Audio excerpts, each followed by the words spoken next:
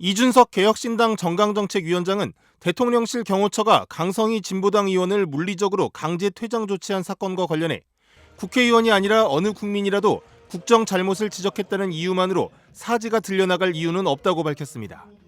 이 위원장은 자신의 SNS를 통해 아무리 목청이 커도 목소리로 사람을 해할 수는 없다며 입을 막은 것은 실체적 위협에서 대통령을 지키는 목적보다 대통령 귀에 소리가 들리지 않게 하려는 심기경호의 목적이라고 주장했습니다.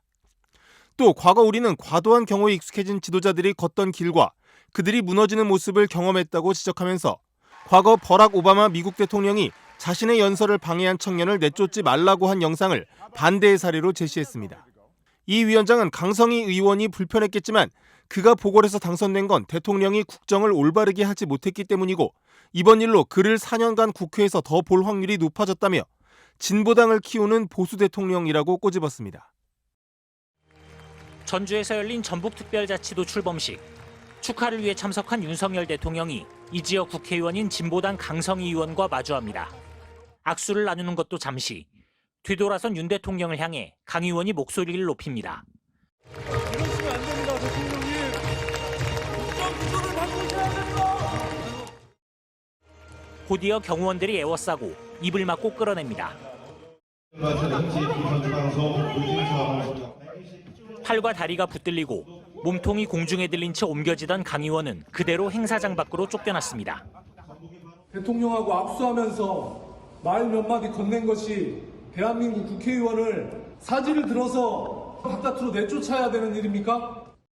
강 의원은 국정기조를 바꾸지 않으면 국민들이 불행해진다는 말을 한 게 전부였다고 주장했습니다. 날선 비판보다는 국민의 마음을 담은 통상적인 인사를 전하려 했을 뿐입니다. 그런데 그 한마디가 그렇게 듣기 거북했습니까?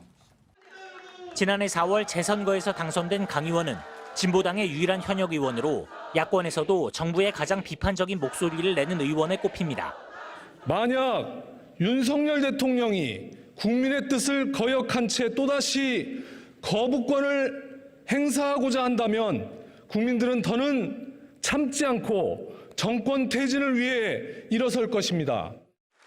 앞서 윤 대통령이 예산안 연설을 위해 국회를 찾았을 땐 줄일 건 예산이 아니라 임기라고 적힌 팻말을 들기도 했습니다. MBC 뉴스 박윤수입니다. 대통령 행사장에서 현역 국회의원이 강제로 끌려나간 상황에 야당들은 일제히 강한 비판을 쏟아냈습니다. 대통령실의 사과는 물론 경호처장의 파면을 요구했습니다. 입법부에 대한 중대한 모독 행위이자 국민을 무시하는 오만한 행태입니다. 앞으로 경호원들에게 끌려나가지 않기 위해 대통령에게 침묵해야 하는 것입니까? 그야말로 윤석열 대통령이 국민의 입을 틀어막은 것과 다름없습니다. 반면 대통령실은 어쩔 수 없었다는 입장입니다. 강 의원이 악수를 할 때 대통령 손을 놓아주지 않고 잡아당긴 데다 계속 고성을 지르며 행사를 방해했다며 경호상 위의 행위로 판단될 만한 상황이라고 설명했습니다. 국민의힘도 소란을 유발하기 위한 고의성 짙은 행위로 볼 수밖에 없다고 엄호했습니다.